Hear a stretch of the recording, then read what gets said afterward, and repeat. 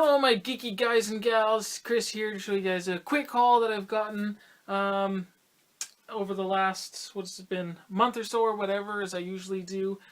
Anyways, I ended up being on a podcast called Geek Fallout. That was episode 25, I think it was. So I'll leave a link below if you guys want to go check out that particular episode, or even just check out Geek Fallout. Just been very busy with the 3 jobs that I'm doing now, and saving up for the Calgary Expo.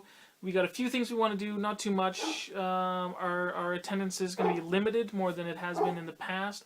So we got a very tight schedule, but a couple things we want to do, and I got some awesome things already going to be getting there. Like, I already got a piece of art commissioned that I'm going to be picking up when I go there. Just, oh my god, I just can't wait for that art piece to come and for me to get it. It's going to be amazing. And then hopefully a few collections, a couple of runs that I'm hopefully wanting to complete there if I got enough money by then. Very hard to come up with the money. It was kind of short notice that we're going this year. And also there's one big issue that I'm really trying to get at. It's big for my collection anyways. So hopefully I'll be able to get the show. I've kind of been checking things out at some shops and some eBay sites. It's harder to get comic book, but yeah, I want to get a deal on it definitely, and saving up my pop can money. Hopefully be able to pay it with that. So first one here, it's a big one, really cool. Didn't get all of the variants for it as I did with the previous milestone, but I got the ones that I just particularly wanted. Again, that's just to save money, and do I really need all of those covers that I'm not really that fond of, right? Perhaps for the next milestone I might, but this one didn't really need it. But it is definitely a huge issue. Here's Spawn 250, and this is the incredible return, the long-awaited return of Al Simmons. It's been building for a little while. We've seen Jim Downing since issue 185, and it's all been part of Spawn's plans since Al Simmons' Spawn. So you get to see the return here of him, and of course that's going to raise a lot of questions. You know, what was... you get a little bit of part of his plan, an idea of his plan, or why he did what he did back in 185. It raises that question. What was his ultimate plan? You know, just to take a step-by-step through what his plan was and what his plan's going to be. And going further from here, then, of course, what exactly happened to Jim Downing at the end of this book, and, you know, the future of that character, and also the future of the sentient Hellspawn costume, which I think its hell name is Letha, I think, as I recall. What is the future of that character as well, too, the symbiote.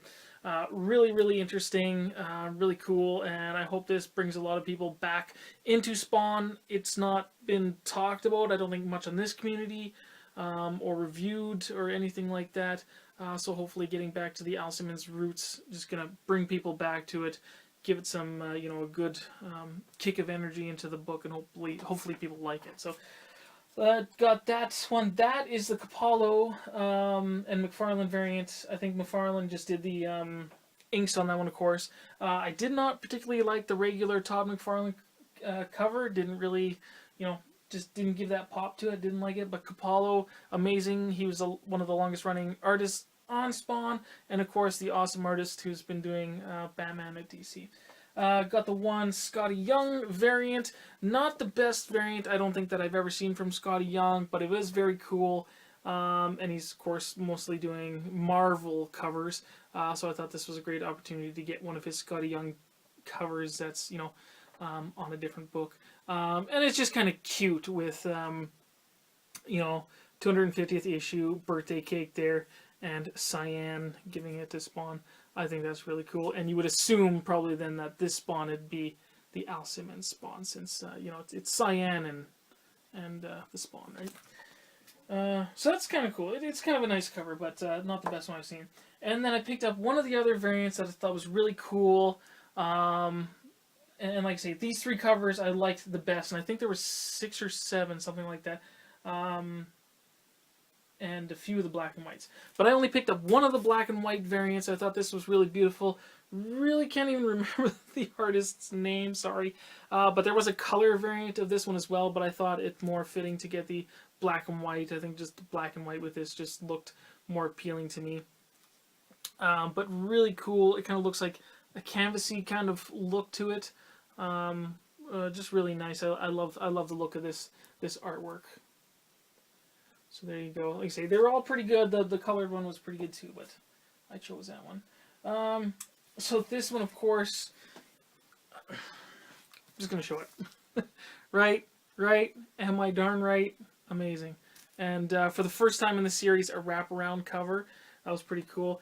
If it's not on the list, but when I go to the Calgary show, since Fiona Staples is from Calgary, I'm hoping maybe she does show up. I'll be able to get some more signings from her. Maybe drawing. I don't know. Every time I went, what was it? 2 years was the last time I went. Every time I went to her booth, she wasn't around. She was busy still. She was doing, I don't know, panels, or she was at home.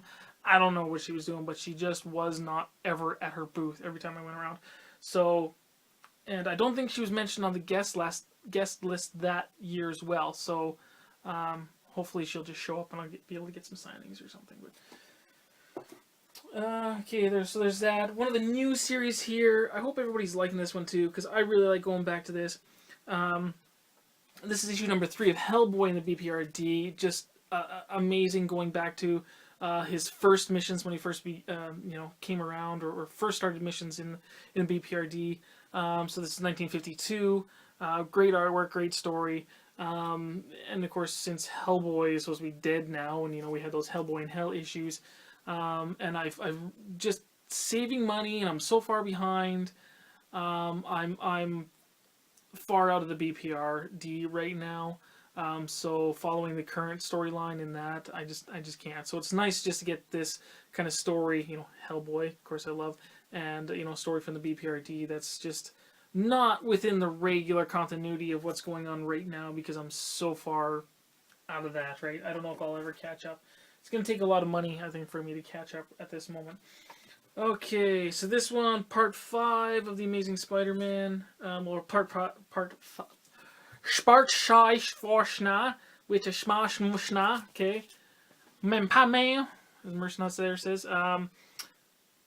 Part 5, Spider-Verse. Amazing Spider-Man 13, great art, interesting story that's going on. I'm enjoying it right now. I've never needed to get any of the other tie-ins to, to enjoy the story, just been getting Amazing Spider-Man.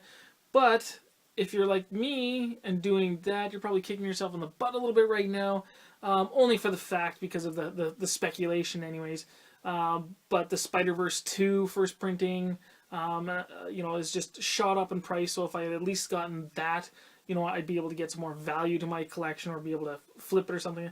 That's the only thing I'm thinking. I've never ever needed it, and if I did get it, then I probably would have just flipped it, but to afford more books, and I think that is an okay thing to do. Somebody else, you're able to flip the book, somebody else is able to get what they want for a price that they're willing to pay for, and you're able to get more books yourself too. So it's never really a huge profit, I think, when people flip books like that anyways. They just put it back into their hobby, and I'm okay with that. But I never really needed any of those tie-ins. It's been a great story, great art. Fantastic so far. Just kicking myself in the butt for that. We'll see. Maybe not. I'll try to pick up the, the Spider-Gwen if I can. That price of that book might go up a little bit too. I don't know. I don't want to speculate too much. But here's a great issue. I got this one quite a while ago, and I only got this one not getting the series only because of the tie-in to the death of Wolverine. And look at this cover. So this is the second part to the death of Wolverine story, where Storm is mourning the death. The first issue was the only one, or issue number 4, sorry, was the one that had the death of Wolverine banner on it, but issue number 5 here doesn't. Just take a look at that beautiful cover. Amazing homage to Wolverine issue number 1. Just that alone for me is a great buy for myself. And just to compare for you guys here, there's been a few homages to this cover, but I just love this one. Can I get them in there for you? There you go. Just look at that art. Beautiful. Pretty much exactly spot on. Look at that. The moon, the claws, all the guys, well, except for here, there's ninjas. This is all the, like these military guerrillas. you know, but pretty much spot on. I love the electricity claws there. Just beautiful. I mean, the only thing difference here is, Wolverine's shirt is ripped and hers isn't. That would have made a very different variant there. That one would have been pretty hot. So they're just great. I love seeing those side by side. And one of the other, if I framed them all side by side, there's another one with one of the Dark Wolverines with Dawkin, you know, in the same pose. That'd make a great shot, all three of them. Okay, let's burn through some of these, some back issues here. Only got a few more minutes. So, had to get this one. Forgot it somehow, and I was lost on a other storyline here. But the Logan Legacy, I got the Canadian variant, this issue number 7, because a lot of things happen in this that, if you didn't know about... I'll put that over there. Let's see. Yeah. Okay, yeah, if you didn't know about what happened in this series going to the next, you might be a little confused. And that series was in Wolverines, and the part that I was only confused about when I started reading was in the series, and it's not just this particular issue, about Dawkin losing his healing factor, and I was lost there, why or how that happened in that issue. So here's an issue of Wolverines, issue number 3, issue number 4, and issue number 5.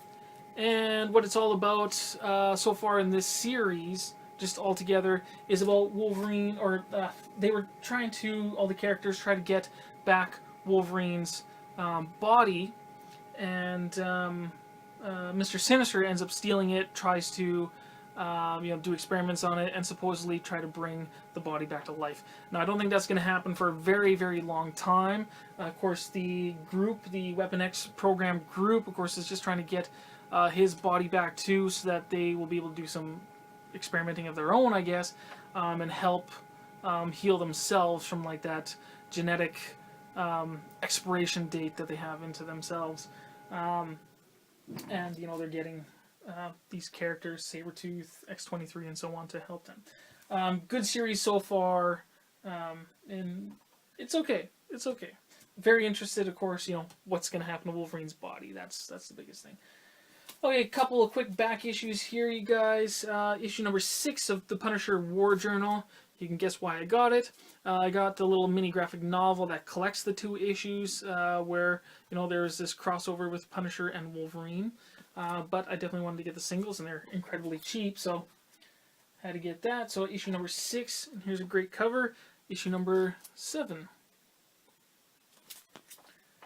Okay, a couple more issues here. Very thin one. This is one of those sort of a PSA book here, brought to you by Blockbuster Video. Do you guys remember Blockbusters? Here is X-Men. Yes, a Be Extra Safe with Blockbuster Video, Kid Print, and the X-Men. So this is basically a Stranger Danger PS kind of book. And it just gives you the quick little tips, on bring a buddy, the buddy system, and tell your parents where you're going, and blah, blah, blah, with the X-Men. And there's some creep at the park that they defeat. So, it's kind of funny, but cool little PSA. Some back issues. This series is finally done. I think, did I have one before? I can't remember, and then I sold it? I can't remember. I can't remember whether I bought it or not. Anyways, issue number 5 of Rima the Jungle Girl. It's been a great series. Really enjoyed it. And finally, this one completes it. It's only a 7-issue run. Great DC story, I think. And another incredible DC comic books here. Getting very close to finishing this. This is one of the series that I definitely want to finish when I get to the show. Here's a couple more issues of Commandy. So issue number 47, 48 of Commandy. Again, this year I'm really hoping to finish it up. I only have about, I think exactly 10 more left. And then I'm done with Commandy, as far as this older DC run goes. Yeah, I'm going to really enjoy that too. So it's great to knock off another series. So that's that. I think, you guys, I'm going to get out of here. Give me your comments or questions below, and I'll talk to you all later. See ya.